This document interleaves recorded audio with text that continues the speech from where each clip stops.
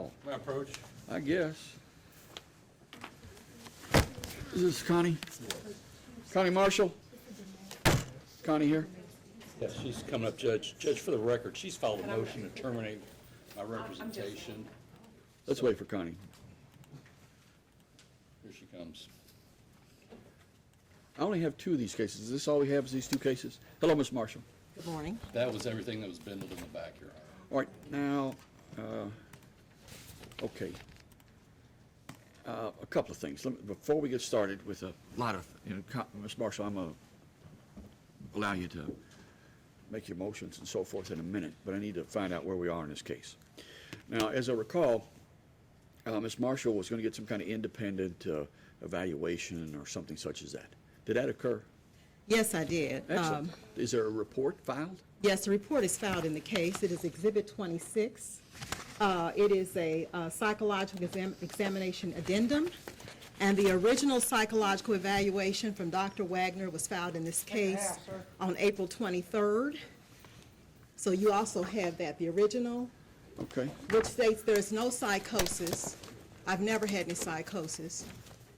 I wasn't medicated, and I wasn't institutionalized. Okay. He also states that I am competent to stand trial. Okay. Then we need to have a hearing. I need to get a prosecutor in here and, what, Mr. McCall? Judge, for the record, I have a continuing duty of loyalty to all clients. However, I've been terminated, so I don't think it's proper for me to speak about any of these motions or to advise Ms. Marshall. We've met in my office this week before, but we have no communication at this point. Gotcha. No, we did not meet in his office. I saw him coming out of the bathroom or something as I delivered the motions, and I got back on the elevator, so we did not meet.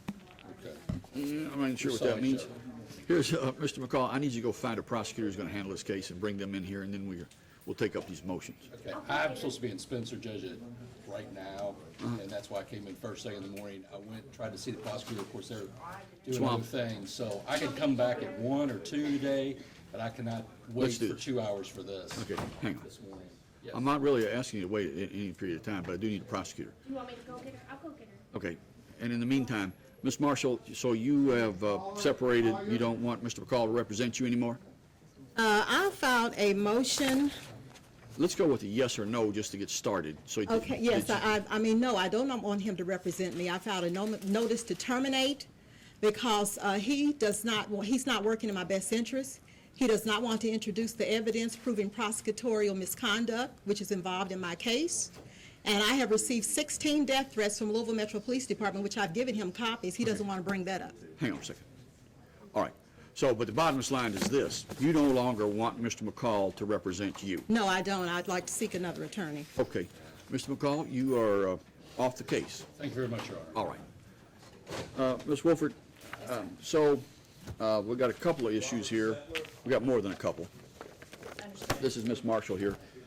She has terminated her relationship with Casey McCall, attorney. I saw the video. All right, and we've had a conversation, and Ms. Marshall doesn't want Mr. McCall to represent her. Now, Ms. Marshall, you said you're going to find another lawyer. Is that true? Well, I also filed a motion. Well, let's, Ms. Marshall, we do this, and I got to, for me, it's easier for me if we take this step by step.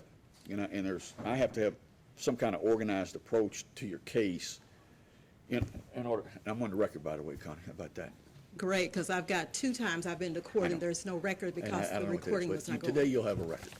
All right, so. I do want to. I have to go step by step.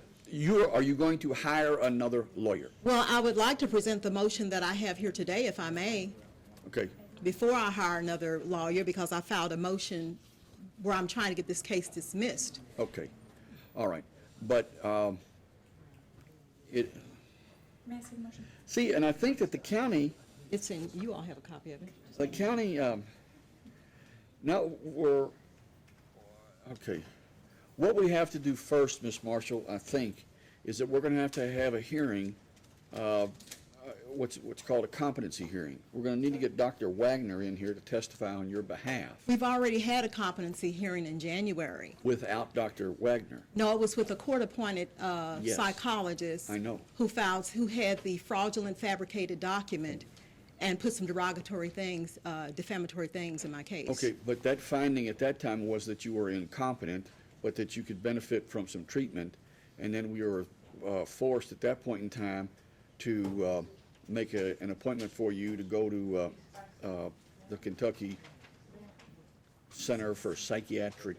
And may I speak on that, since I would like to, no, since my reputation's been Here, Ms. Destroyed. Marshall, again, we're winding around and we're not getting to the point, and I need, to control really the flow of this conversation.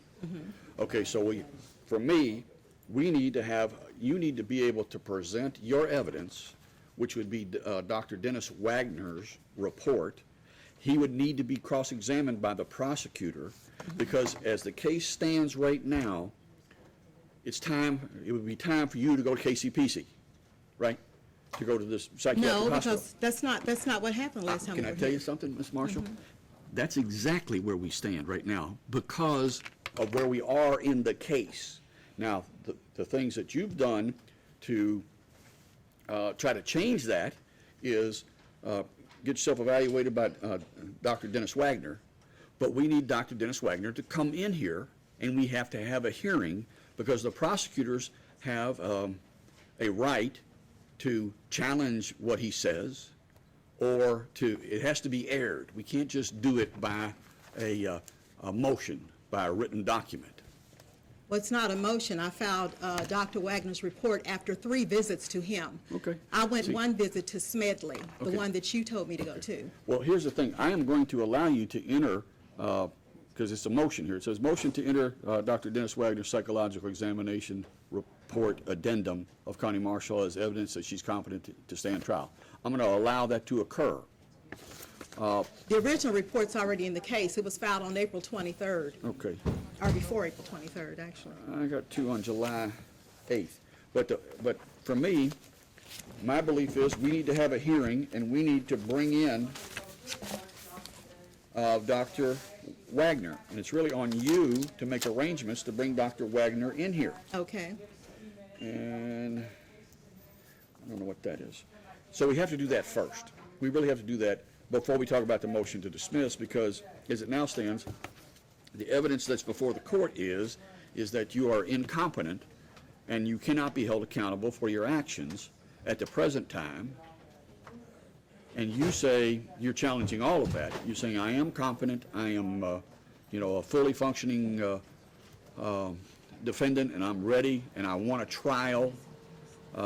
But we have to get past that first. But I'm not saying that. He's written it in his report. There is no psychosis. I've never had any psychological problems. He needs to come in here and testify, Ms. Marshall.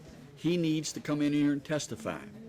Do you want us to find out a date when he would be available to come in here and testify? Well, I've been coming to court now for 2 years and 3 months, and nothing's gone on, so yes, I guess so. All right. So you want to try to call him and ask him what a good day is for him to come in here? I will contact him by written correspondence. Well, that just guarantees that we have another court appearance that's really just for scheduling purposes. We're going to come back here, and you're going to tell us the day when he can come to court. Now, May I present my motion? I did present the notice to terminate the attorney, and I presented You the won motion. that one. Pardon me? You won that one. Okay, I have 2 other motions. Hang on for 1 second. Now, and here's our problem with that. Just a second. Let me do this while I'm here.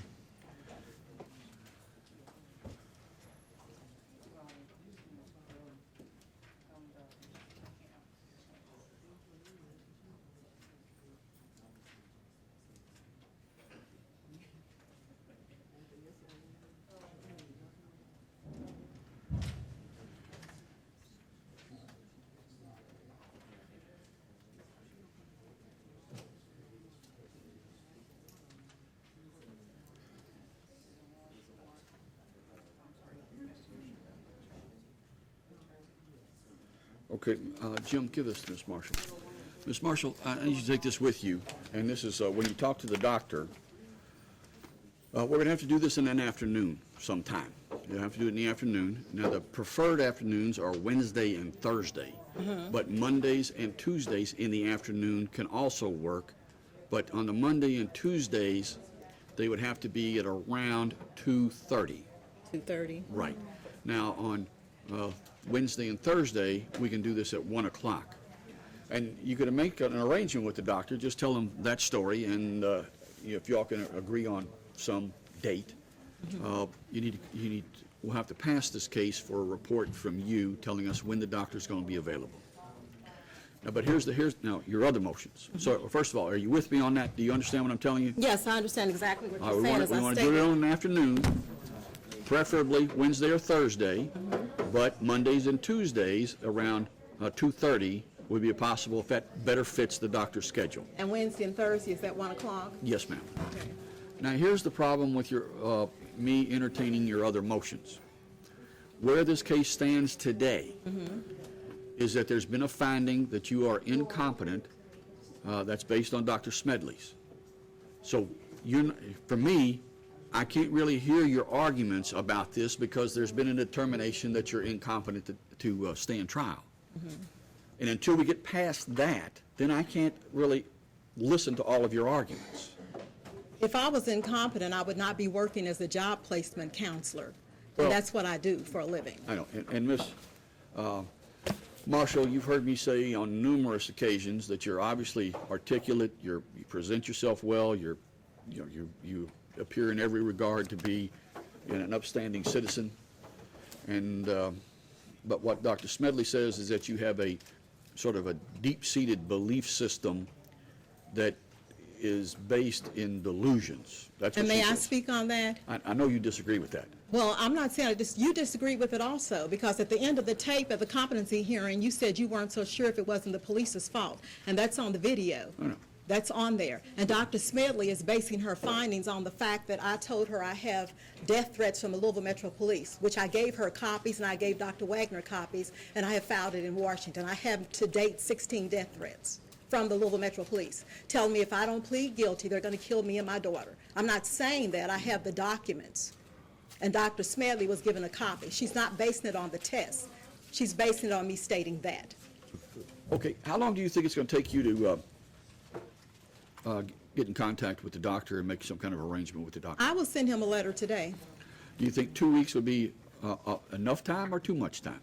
2 weeks is enough time. Okay, so we are on the 10th. So let's go to the 24th of July. All right, so we'll see you back on the 24th of July. And I tell you, Miss, hang on a second. And that's just for a sort of a scheduling. So that's for a review, because on that day, now, I want to make sure we're clear on this. Okay. We're coming back on the 24th for the purpose of finding out the day when the doctor can be present for a hearing, Okay. right? And it would be really good if the doctor gave us a couple of days, said, okay, I can make it on this day or that day. Whether it's, a Tuesday and another Tuesday, or we want to make it as convenient as possible for everybody so that we can have this hearing. Okay. Because once we go through the hearing, and depending on how it plays out, if there's a finding that you are competent, then we need to go forward and we can have your motions to dismiss, we can schedule a trial date, and we can move forward from there. Now, and just to make sure that the record's sort of clear, my whole thing is I don't think that the day of this incident was not the best day of the police officers involved, and it was not your best day either. And this whole thing was probably avoidable. That's my opinion on this whole thing here.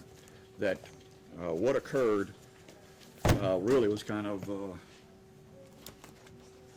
created a whole lot bigger problem than what was presented when you arrived at the police department. But of course, when you arrive at the police department and you say, I'm here at the police department, but I don't want to talk to any police, that makes it complicated. That's not what I said. Okay. And that's never been said on the record. When I arrived at the police department, they refused to take a report. That's what happened. Okay. And then, okay, well, we'll get to that. We're going to be back here on the 24th of this month. Let's hear what the doctor, let's try to schedule a time when the doctor can come in here, and we're going to have a competency hearing at some later date once we figure out when the doctor is going to be available. May I ask if I can read my motion, even if it's not heard today? It's in the file, and no, you can't read it. I can't put it on the record, It's in the record by being filed. but I mean the audio record. Okay, no, Ms. Marshall, we need to move on. As I said again, I can't read it, you're okay, saying. here's what I'm telling you. As it stands this very minute, there's been a determination that you are incompetent to be held accountable in this case.